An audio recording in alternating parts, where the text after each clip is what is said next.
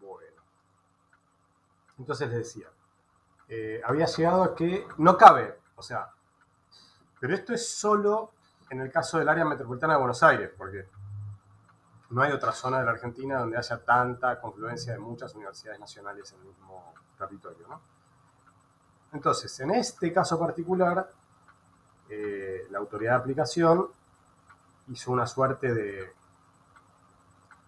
acuerdo con las universidades nacionales del AMBA, por el cual, en lugar de tener una licencia cada una, tienen una licencia cada 4 universidades. Tienen que armar como consorcios o algo así, ¿no?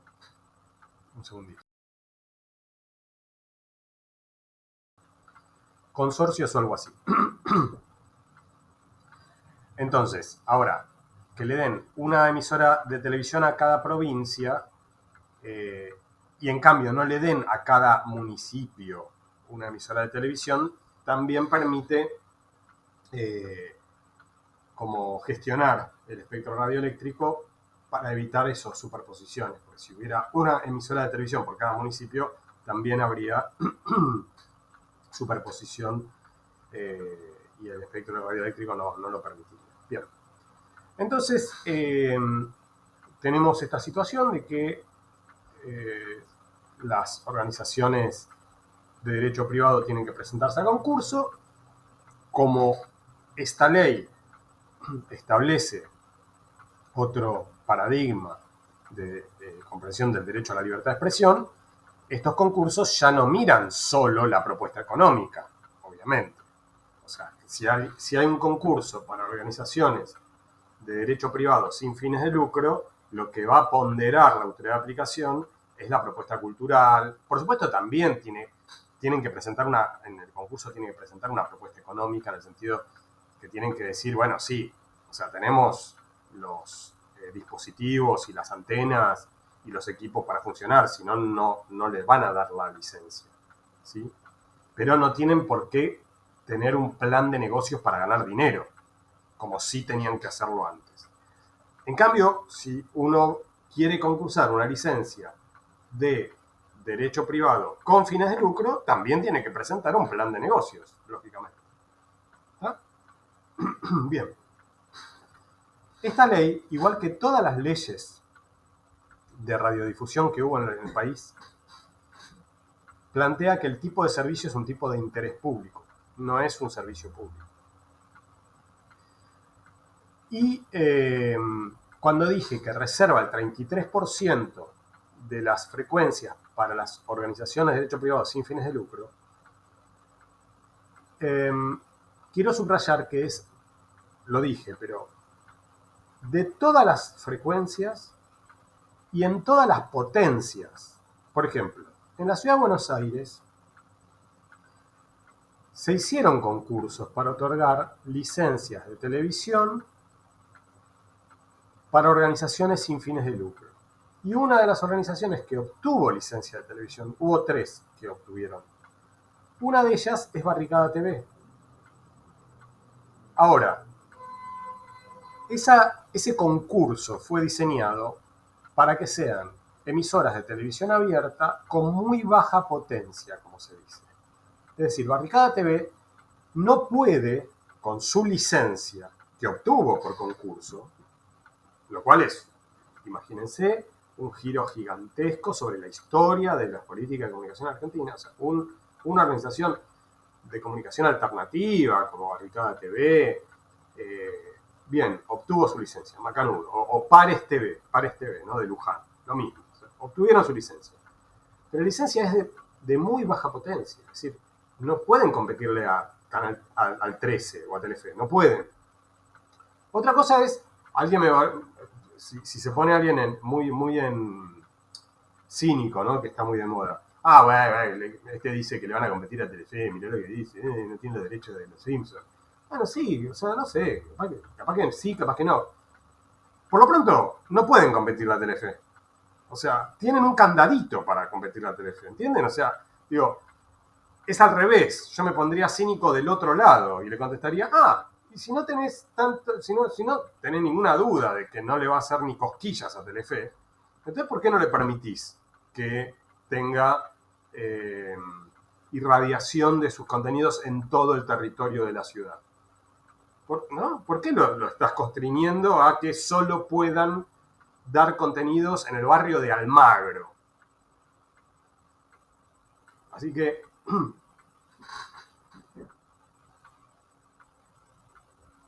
la ley, la letra de la ley, lo que dice es que ese 33% es en la potencia más alta, en la potencia intermedia, en la potencia baja, en todas las localidades.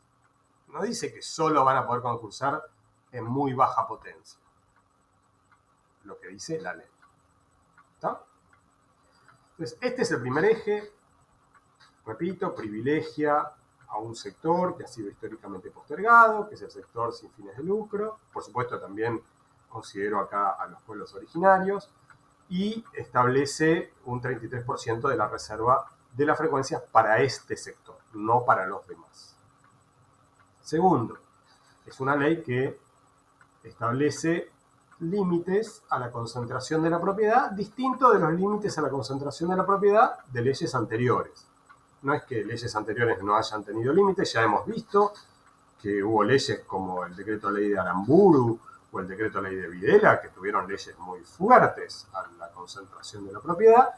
Esta ley, pensada en un paradigma más democrático, los límites a la concentración de la propiedad de licencias los plantea más en aras de estimular que haya diversidad de propietarios, diversidad de contenidos, diversidad de fuentes. Esa es un poco la búsqueda que tiene. Lo que dice esta ley es que si un grupo de medios tiene muchas licencias, eso impide que otros sectores de la sociedad puedan acceder a sus licencias. Entonces, por eso pone límites. ¿Cuáles son esos límites? Hay límites de varios tipos. Hay límites a nivel nacional y hay límites a nivel local. A nivel nacional, bueno, perdón, yo ya lo dije la vez pasada, pero lo recuerdo ahora porque es importante para lo que voy a decir. La ley dice que los servicios que regula son radio AM, radio FM, televisión abierta, televisión por cable y televisión satelital, o sea, DirecTV. ¿Sí? Entonces, los límites de los que voy a hablar son sobre estos servicios, lógicamente. No hace como sí había hecho la ley de Videla de poner límites a la propiedad cruzada entre medios gráficos y audiovisuales. No. Todos los límites que vamos a ver son entre estos servicios audiovisuales. A nivel nacional, la ley dice que un mismo licenciatario puede tener hasta 10 licencias de servicios abiertos. Por servicios abiertos hablamos de televisión abierta, de radio AM y de radio FM. Esos son los servicios abiertos. Los servicios por suscripción son, en cambio, televisión por cable y satelital. Así que hasta 10 licencias de servicios abiertos. Pueden ser 10 emisoras de televisión, pueden ser 10 emisoras de radio, pueden ser 5 y 5, 7 y 3, da igual. ¿Sí? A nivel nacional. También a nivel nacional, un mismo licenciatario puede tener hasta 24 licencias de televisión por cable. ¿Sí? Además de las 10 por aire. O sea, un mismo licenciatario puede tener 10 por aire y 24 por cable. O sea, por eso digo, cuando pensemos en esta ley, en los límites a la concentración, no son límites a la concentración leninistas, no son límites a la concentración de un gobierno de ultraizquierda, son límites a la concentración bastante generosos con los concentrados. No, de hecho beneficia que se concentre más también. No, más no, bueno, había algunos grupos que estaban muy... Sí, bueno, claro. Muy creces. Pero digo, es una ley, en este punto, para mí, moderada. Ok, esto es a nivel nacional. También a nivel nacional, lo que voy a decir. Si un licenciatario tiene una licencia de televisión satelital DirecTV, eso excluye cualquier otra licencia. O sea, este es un caso solo para televisión satelital. Si tenés una licencia de televisión satelital, no podés tener ninguna licencia de ningún otro servicio. ¿Ah? Eso dice la ley. Ahora vamos a nivel local. A nivel local, perdón, vuelvo un segundo a nivel nacional, discúlpame. A nivel nacional.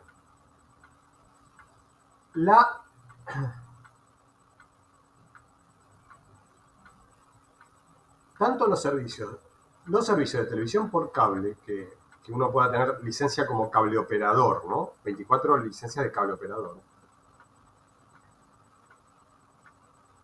24 licencias son el límite, o el límite es el 35% del mercado de cable, según lo que sature primero. ¿Está bien? O sea, yo puedo tener, por ejemplo, soy Cablevisión. Supongamos que tengo 24. En realidad Cablevisión tenía 240, pero supongamos que tengo 24 licencias de televisión por cable en todo el país. Pero opero en Ciudad de Buenos Aires, Rosario, Córdoba. Ya con esas tres licencias como cable operador, superé el 35% del mercado nacional de televisión por cable. ¿Está bien? Porque entre estas tres localidades supera el 35%. Así que, aunque tuviera 23 licencias y no llegue a 24, igual tendría que vender licencias para adecuarme a la ley, porque supero el 35%. ¿Está bien? Es 24 licencias o 35% de ese mercado. Sí, Gabriela. ¿Y esto sucedió así o fue como el resto de las cosas que las cadenas no se permitían y antes de que se permitieran existían? ¿Con las licencias esto se aplicó, este 35%, o hicieron lo que quisieron también? Voy a contestar la pregunta, pero yo por ahora estoy exponiendo lo que dice la ley. Y después vamos a ver cómo se aplicó la ley, qué cosas pasaron cuando la ley fue aplicada. Por ahora digo lo que la ley dice. Esto es lo que la ley dice textual. Entonces, en televisión por cable es 24 licencias o 35% del mercado de abonados a la televisión por cable. En licencias abiertas es 10 licencias abiertas o el 35% del mercado potencial. Y esto es un quilombazo para medirlo, pero es fácil de explicar, ¿qué es? Mientras que en televisión por cable es claro cuál es el 35%, porque el ENACOM, quiero decir, ahora el ENACOM, antes la AFSCA o el CONFER, es decir, se sabe cuál es el total de abonados a televisión por cable en el país. Se sabe, todos los años se mide y se sabe cuánto participa cada empresa. Entonces uno dice, bueno, superó o no superó el 35%. ¿Sí?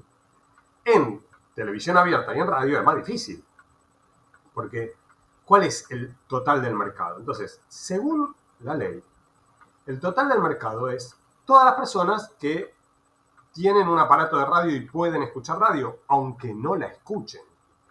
Y todas las personas que tienen televisión y pueden ver televisión, aunque no vean televisión.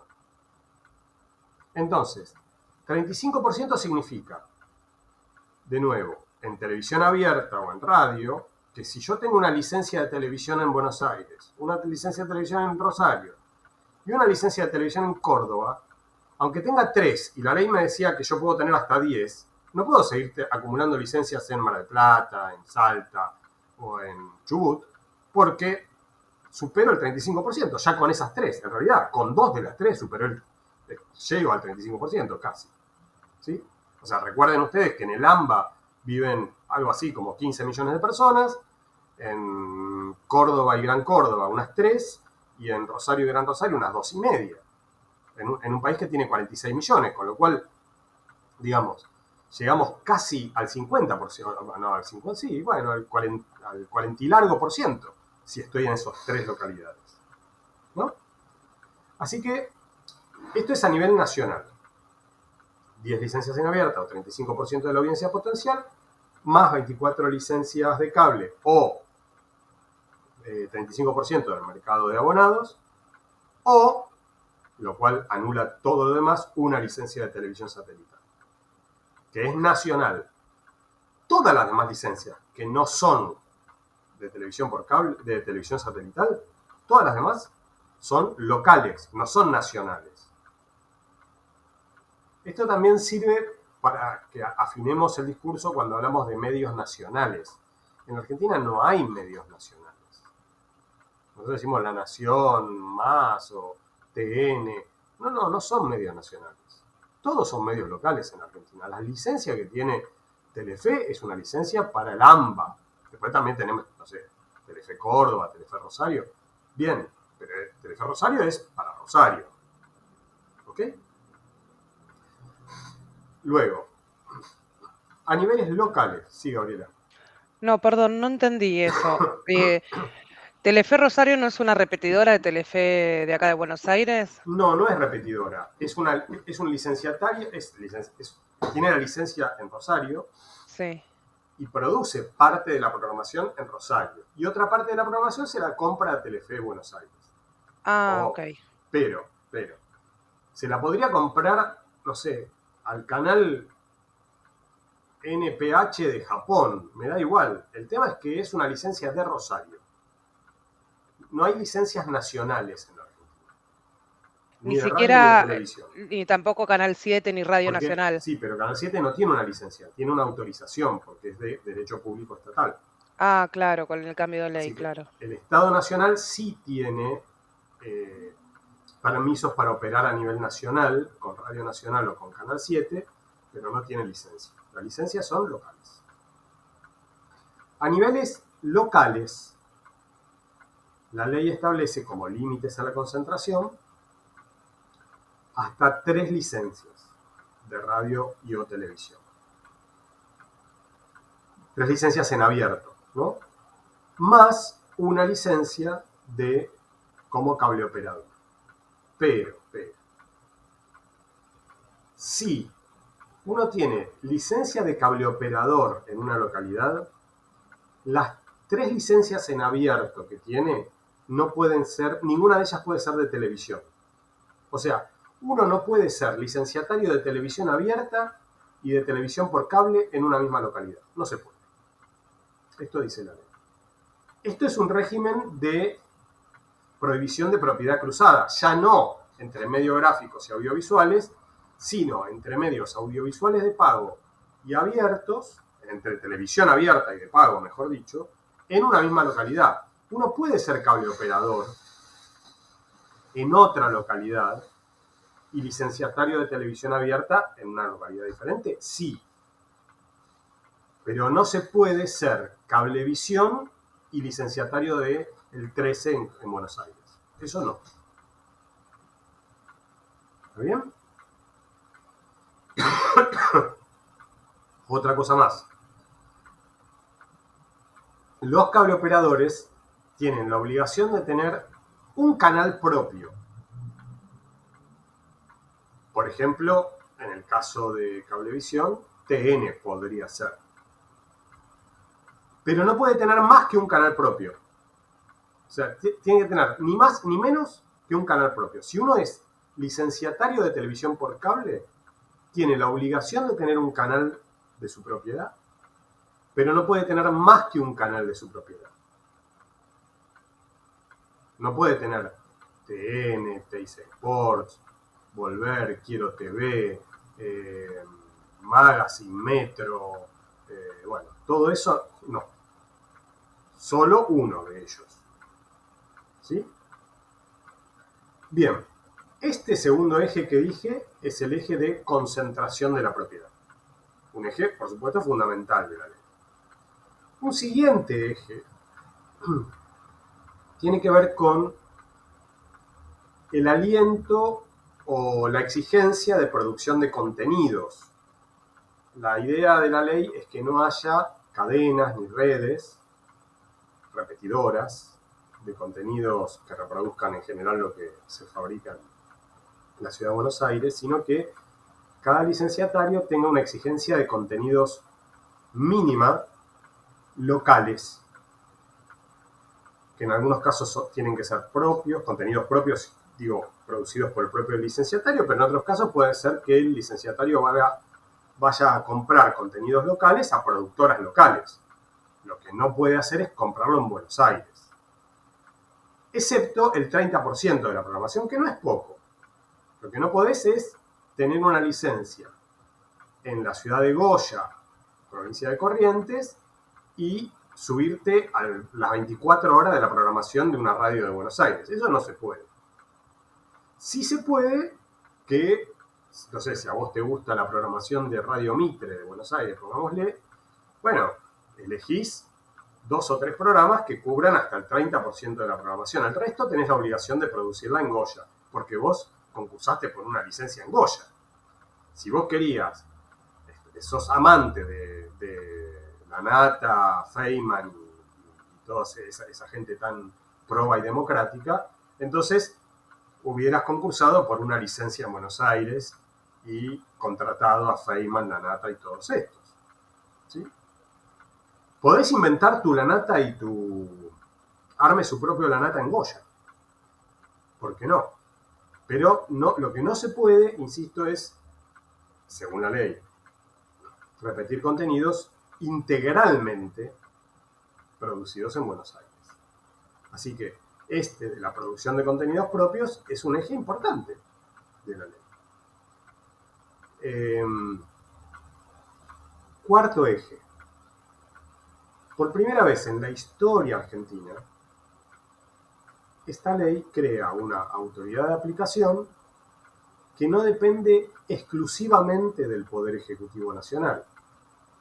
Porque nosotros hemos visto cómo funcionaba el CONFER, intervenido, o antes, bueno, de estar intervenido con la integración de las Fuerzas Armadas y de los servicios de inteligencia, ¿no?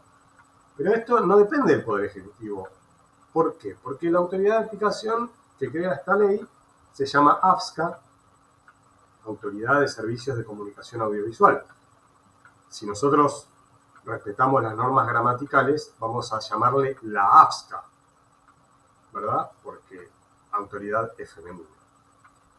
Así que la AFSCA está integrada por un directorio de 7 miembros. De esos 7 miembros, el Poder Ejecutivo designa a 2 personas.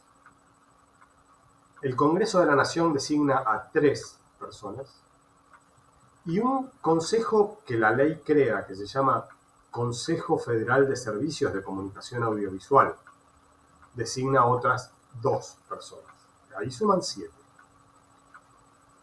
Después voy a hablar de ese consejo. Las 3 personas que designa el Congreso de la Nación tienen que ser de 3 bloques político-partidarios distintos, asegurando de esta manera una representación en el directorio de la AFSCA, que es una representación política que es, por lo menos, variada. O sea, no son del mismo color político, son de 3 espacios políticos distintos. Por otro lado, tenemos los 2 del Consejo Federal. Ese Consejo Federal está integrado por un delegado de cada provincia, lo designa cada gobernador, un delegado de cada... un delegado de las organizaciones de las facultades de comunicación o carreras de comunicación de las universidades nacionales, un delegado de los gremios de sindicatos de trabajadores de medios de comunicación, un delegado de los medios comunitarios, un delegado de organizaciones de derechos humanos, un delegado de los empresarios de radio, un delegado de los empresarios de televisión. ¿Sí?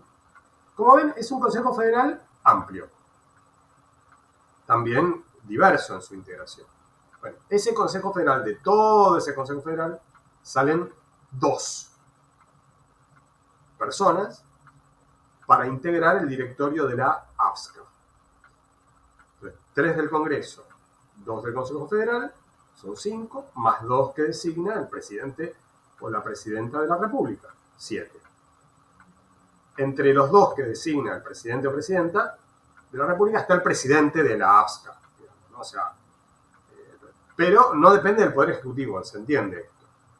Por supuesto, eso no impide, esto es también importante desde el punto de vista de la teoría, de la ciencia política, digamos, ¿no? O sea, eso no impide que el oficialismo de turno no pueda construir una mayoría en ese órgano colegiado. Puede construirla, obvio. Sería torpe cualquier poder ejecutivo que no quiera construir mayoría en ese espacio donde ya tiene dos asegurados, porque lo designa el presidente o la presidenta, tiene uno del Congreso, que va a ser uno de los, siempre el oficialismo, uno de los tres bloques mayores, va a ser, a menos que haya una catástrofe electoral para un oficialismo, con lo cual tiene 3 de 7. Así que no está mal el punto de partida del Poder Ejecutivo. Pero después tiene que armar negociaciones y política para conseguir más votos. No tiene mayoría automática. Pero, como ocurre en todo organismo colegiado, los partidos políticos, y el oficialismo no es la excepción, buscan conseguir más acuerdo para sus posiciones que no para las posiciones de la oposición. Sería torpe un oficialismo que hiciera eso, ¿sí? Pero no tiene mayoría automática. Esto me parece muy relevante. Ese era el cuarto eje de la ley. Denme un segundo.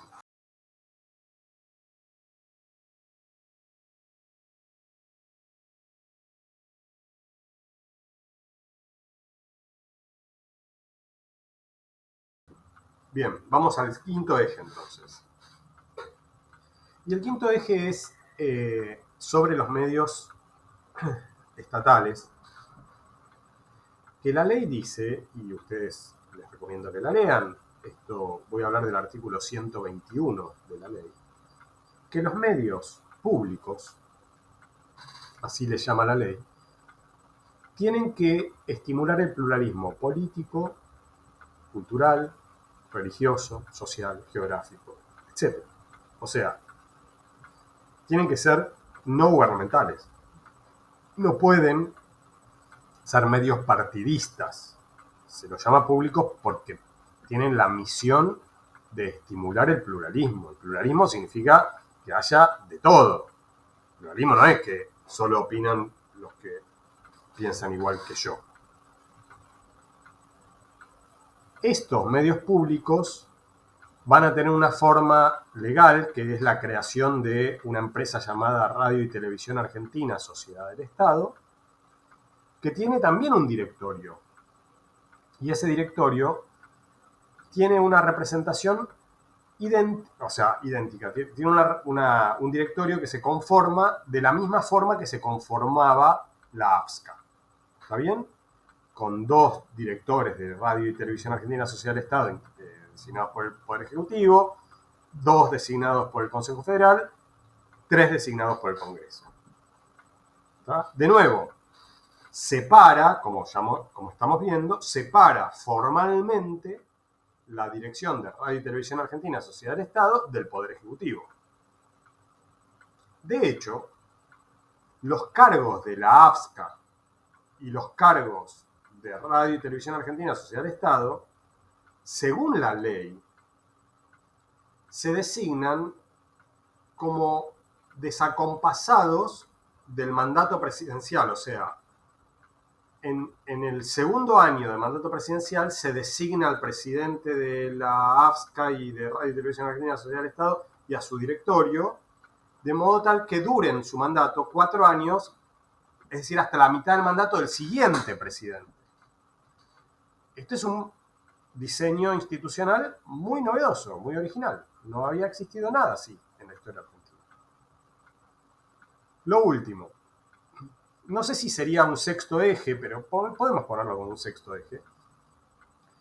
La ley, por supuesto, establece, como todas las leyes previas también. Perdón, me perdí el quinto eje. ¿El cuarto no era este que estabas mencionando recién de la AFCA? El cuarto era la AFSCA, el quinto era lo de los medios públicos. Ah, perdón, gracias. El sexto, como todas las leyes anteriores, los licenciatarios privados tienen que pagar un gravamen, se llama, que es una especie de alquiler, ¿no? O sea, como soy beneficiario de la licencia, por ejemplo, de Radio Rivadavia, entonces le pago al Estado un gravamen porque soy beneficiario de esa licencia. Un gravamen anual. O sea, es un monto, una especie de alquiler del espectro.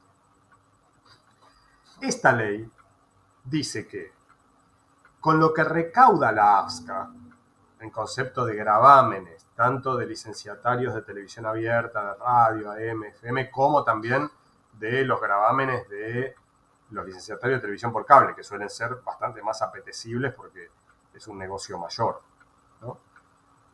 De todo lo recaudado, una parte de eso, que si yo no estoy equivocado, creo que no estoy equivocado, es el 10% de todo eso, tiene que ir a un fondo concursable para alentar la diversidad de contenidos, de licenciatarios, etc.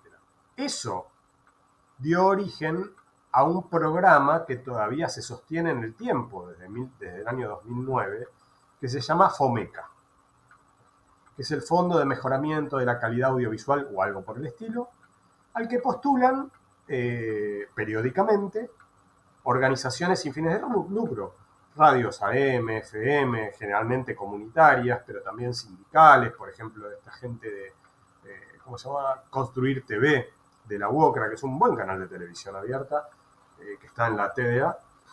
A veces algunos de los programas lo hacen con Fondo FOMECA, bueno, pero muchos medios comunitarios también les ha permitido equiparse, o sea, por ejemplo, FM La Tribu, que yo visité hace no mucho, han construido nuevos estudios gracias a los fondos FOMECA, pero bueno, no solo para equipamiento, también a veces es para decir, bueno, vamos a hacer un desarrollo, no sé, documental sobre la historia de, no sé, las primeras migraciones grandes que llegaron al NOA en la Argentina. Bueno, ahí va. Y ese contenido que tiene valor cultural, que es caro de hacer y que en general por motivos comerciales no lo hace nadie, porque no van a encontrar anunciantes privados que quieran interesarse en eso, muchas veces se hacen con fondos FOMECA. Así que eso está muy bueno, ¿sí? Bien, hasta acá lo que dice la ley. Todo lo que dije es lo que dice la ley. Ahora bien, como decía antes Gabriela, bueno, pero ¿y esto se cumplió? Bueno, nada de lo que dice la ley se cumplió exactamente como la ley lo dice. Pero hay algunas cosas que se cumplieron más y otras que se cumplieron menos. Vamos a ver un poco eso. La ley fue sancionada en agosto del año 2009 e inmediatamente, hubo una suspensión completa sobre la ley, sobre la vigencia de la ley. O sea, hubo una medida cautelar dispuesta por esta jueza mendocina que se llama Olga Pura de Arrabal, que muy veloz ella vive, bueno, no quiero hacer digamos, una descripción de los vínculos que ella tiene con Vila Manzano, pero bueno, es una persona muy ligada a uno de los grupos de comunicación concentrados que más operó en contra de la ley, ¿no? Pero bueno, ella dictó una medida cautelar que suspendió integralmente la ley. Esa suspensión integral duró unos 4 o 5 meses aproximadamente, hasta, por lo tanto, más o menos febrero del año 2010. ¿Ok? En ese momento la Corte Suprema de Justicia intervino porque dijo que era un escándalo que suspendieran integralmente una ley que acababa de ser votada por el Congreso sin ningún argumento real.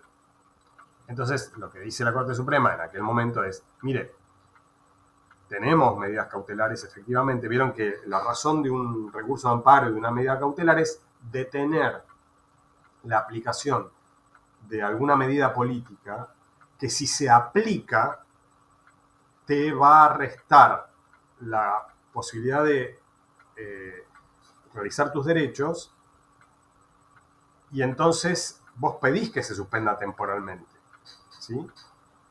Es decir, por ejemplo, no sé, supongamos que quieren construir una autopista arriba de mi casa, ¿no? Entonces yo puedo ir a la justicia con un recurso de amparo y digo, che, suspéndame esta obra, porque yo creo que no tiene razón, pero aun si yo no tengo razón en mi reclamo, mientras la justicia define si yo tengo o no tengo razón, la obra me pasa por encima y cuando la justicia falle y diga, ah, sí, tenía razón, bueno, pero ya no está más mi casa porque me pasó por encima de la autopista.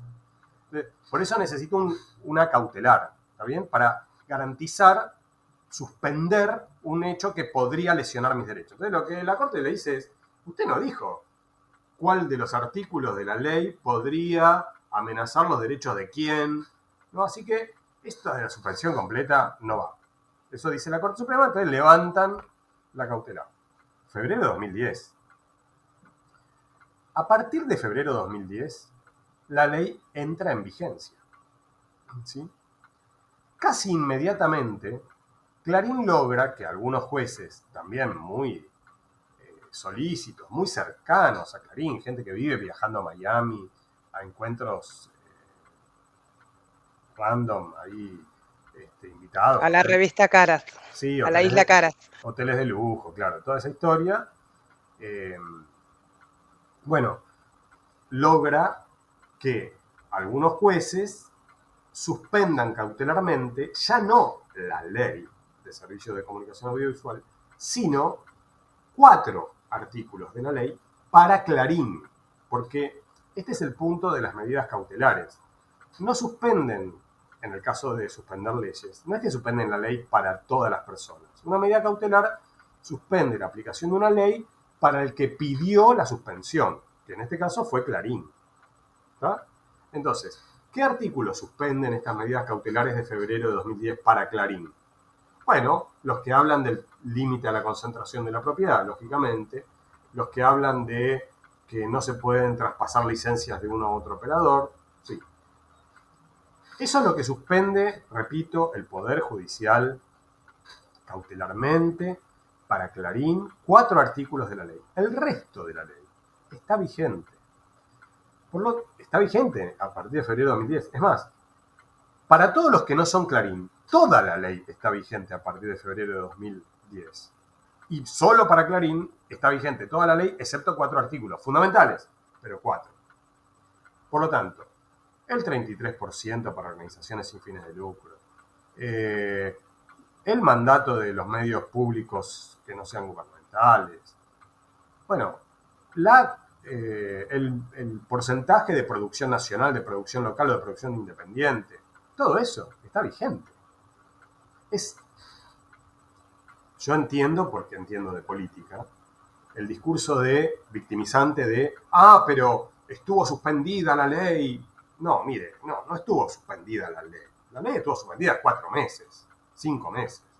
Después la ley estuvo vigente y en algunos temas muy importantes, como el del 33%, nunca estuvo suspendida, jamás. De hecho, sigue vigente esto. Estamos en 2023. Sigue vigente. Ahora, ¿cuántos concursos se hicieron para organizaciones sin fines de lucro en licencias con alta potencia? Los cuento con los dedos de una mano. Desde 2010 hasta ahora, son 13 años, con distintos gobiernos. Repito, siempre es más cómodo victimizarse en la vida, ¿no? Yo no, porque están esto, el Poder Judicial. Bueno, sí, el Poder Judicial, sí. No es, menos mal que me atajé. O sea, no forman parte de mis ídolos. Pero no es verdad, no estuvo suspendido integralmente. No es verdad. Así que no se puede excusar la torpeza a la hora de no hacer concursos con que haya jueces que se comen niños crudos, que seguro que existen. Una cosa es una cosa, otra cosa es otra cosa. ¿Sí? Bien. Esta causa del Grupo Clarín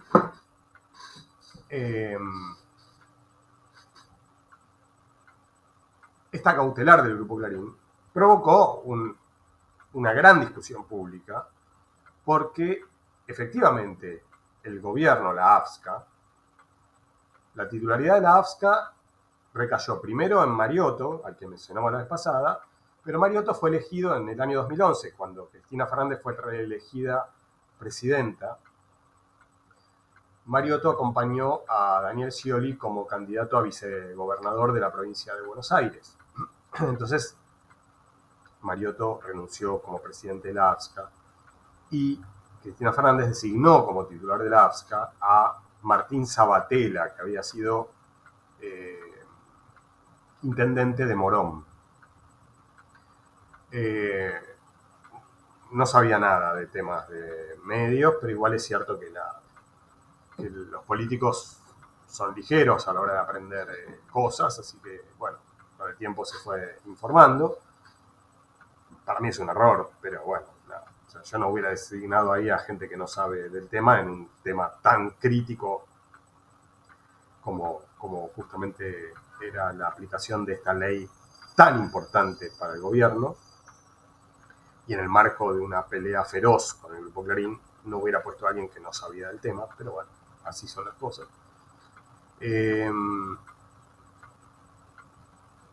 Y efectivamente la demora de esta cautelar fue provocando quejas más airadas del gobierno, de mucha gente que no era del gobierno, por ejemplo, Moa, que efectivamente consideraba que la extensión de la cautelar era escandalosa, etc. Hasta que la Corte Suprema de Justicia, en el año 2013, también sobre el mes de agosto del año 2013, define la cuestión y dice, no, la ley es totalmente constitucional. O sea, la Corte Suprema firma una sentencia que avala la constitucionalidad plena de la ley. O sea, le da un sopapo al Grupo Clarín. ¿No? Digo, esto es contraintuitivo para mucha gente que seguía más por el discurso del activismo. Pero esto es bueno, búsquenla, es una flor de pieza doctrinaria, es una excelente pieza de argumentación a favor del derecho a la libertad de expresión. Lo que hace la Corte Suprema del año 2013, que tenía 7 integrantes, 6 de los cuales, o sea, una mayoría contundente, dijeron, esta ley es totalmente constitucional. Así que le dice la Corte a Clarín, Clarín se tiene que adaptar a la ley, a los límites de la concentración que estableció el Congreso, el legislador. ¿Sí? Con lo cual Clarín empieza a preparar su plan de adecuación. Obviamente Clarín estaba furioso, pero empieza a preparar su plan de adecuación. Y ese plan de adecuación consistía en dividirse en 6 unidades.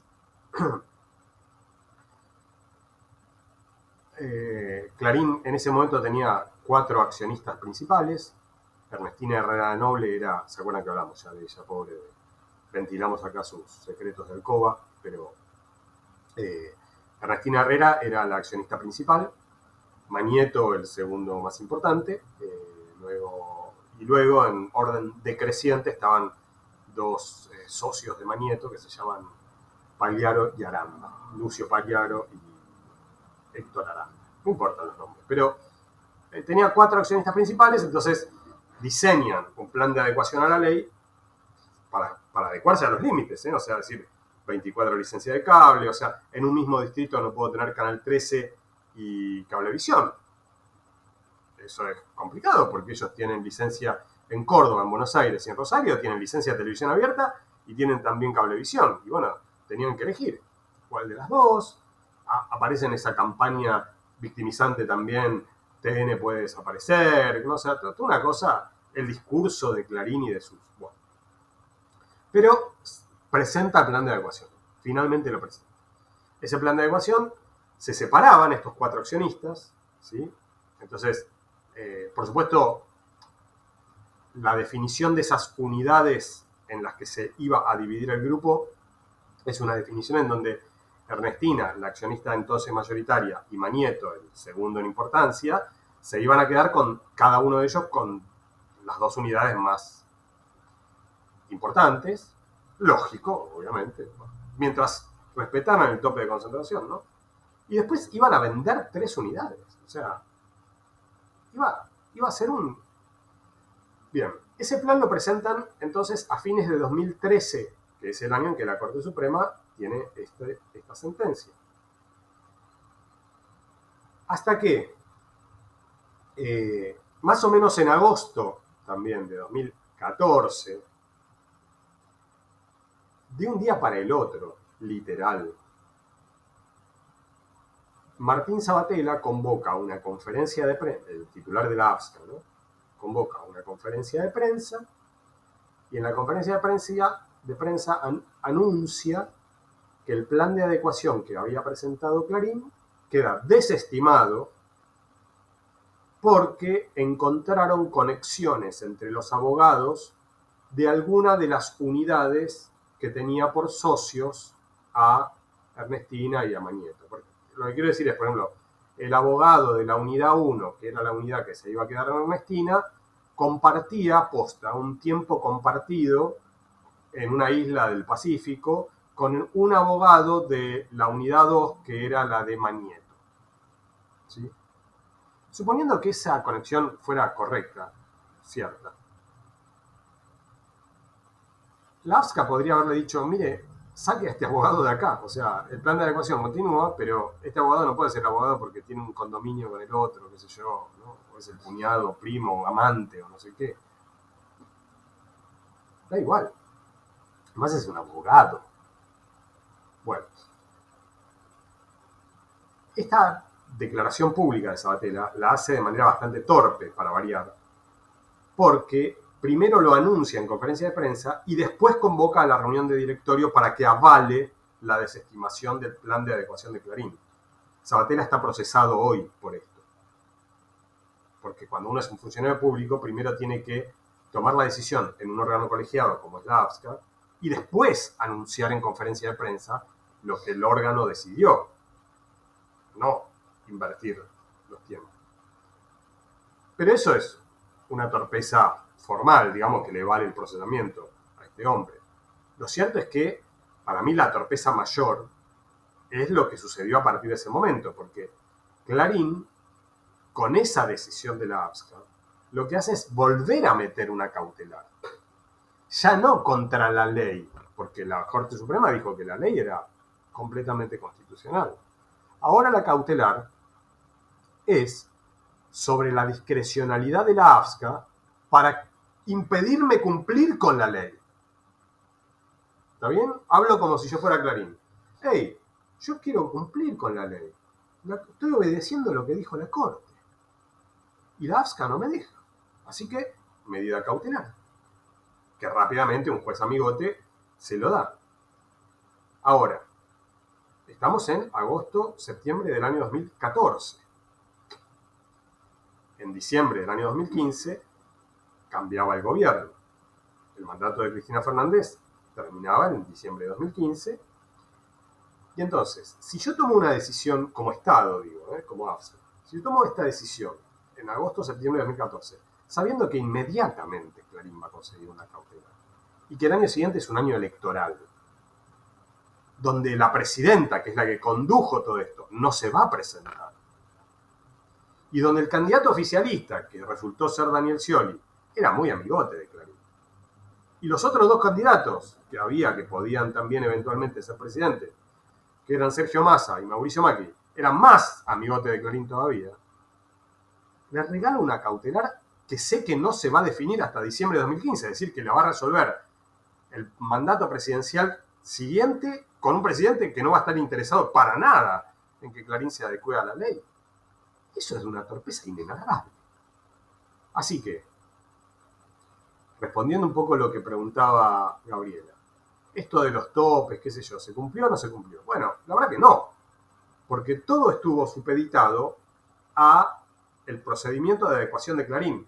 El gobierno tuvo una decisión, que yo creo que es una decisión comprensible, de decir, aunque la cautelar solo suspende la adecuación de Clarín hasta 2013, en que la Corte Suprema se pronuncia, yo no voy a exigirle, como AFSCA, la adecuación a otros grupos, porque sería muy injusto, ¿no? Que le exija a grupos que tienen una concentración inferior a Clarín que se adecúen cuando no le exijo lo mismo al que es el más concentrado de todos. Ahora, una vez que Clarín empezó a presentar el plan de adecuación, el gobierno le exigió a los otros que presenten su plan de evacuación, y el gobierno fue, vamos a decirlo, el gobierno, la AFSCA. La AFSCA fue muy discrecional con la evaluación de los planes de evacuación. Por ejemplo, Telefe, que era de Telefónica en este momento, porque Telefónica le vende Telefe a Viacom en 2016 con marketing. En este momento era de Telefónica. Telefe era licencia de televisión en Buenos Aires y en 8 otras ciudades del país. ¿Sí? O sea, es un grupo de televisión, nada más. No tiene radio, no... Bien. Pero esas 8 licencias son Buenos Aires, Rosario, Córdoba, Mar del Plata, Bahía Blanca, Santa Fe, Tucumán, ya dije 7, me está faltando una. No sé si es Mendoza o Neuquén, bueno, una más. ¿Sí? Obviamente supera el 35% de audiencia potencial. Entonces, ¿qué hizo Telefe? Lo hizo, bueno, hicieron un estudio de mercado. La verdad que esto da para una serie de Netflix, ¿no?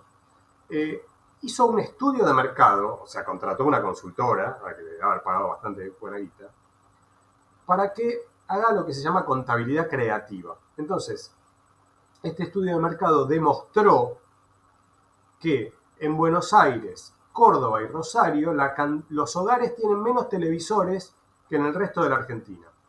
Así que no se puede contar un televisor por hogar. Eso es una mentira atroz, porque el INDEC en el censo, que en ese momento estaba el censo 2010, pero bueno, ahora lo vimos de nuevo con este censo, o sea, muestra que la presencia de televisores en hogares es 100% o 98%. Bueno, resulta que según este estudio, los porteños, cordobeses y rosarinos no miran casi televisión. Entonces, tener una licencia de televisión en Córdoba, Rosario y Buenos Aires no supone alcanzar el 35% de audiencia potencial porque hay menos televisores. Esto, que como digo, ya digo, es una joda total, o sea, no sé, puede ser La Pistola Desnuda, o sea, es como un programa cómico. En realidad es muy triste porque la AFSCA se lo aceptó como. O sea, la AFSCA aprobó el plan de adecuación de Telefe con este argumento. Un delirio. ¿Tá? Entonces, cuando Gabriela dice, bueno, pero eso se cumplió o no se cumplió. Bueno, se cumplió en estas condiciones, que son unas condiciones que son profanadoras del texto de la ley. Entonces, mi posición, si ustedes quieren, desde la política de medios, cuando yo tengo que sacar conclusiones rápido sobre estos temas, porque estoy en una entrevista rápida, yo siempre lo que digo es, el propio gobierno que promovió esta ley, que impulsó la ley, que es una ley, que es un giro de paradigma, fue el mismo gobierno que profanó el texto de la ley con una aplicación que fue, en muchos casos, opuesta a lo que la ley decía.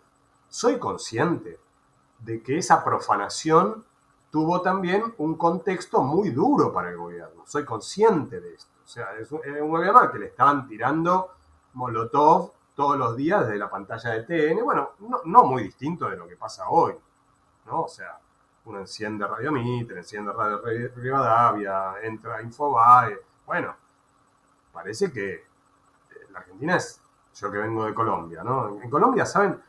Hubo, durante el gobierno de Uribe, que hace poquito fue presidente de Colombia, hubo más de 30.000 desapariciones. ¿Entienden? En la Argentina todavía hoy estamos conmovidos por las desapariciones de la dictadura. Miento. En Argentina todavía algunos estamos conmovidos por las desapariciones de la dictadura, pero la situación en el resto de América Latina lamentablemente es bastante más delicada en términos de derechos humanos. Bueno, anyway, nosotros sintonizamos cualquiera de los medios grandes y parece que la Argentina fuera lo peor de todo, ¿no? Así que soy consciente de que el contexto en el que el gobierno de Cristina Fernández tenía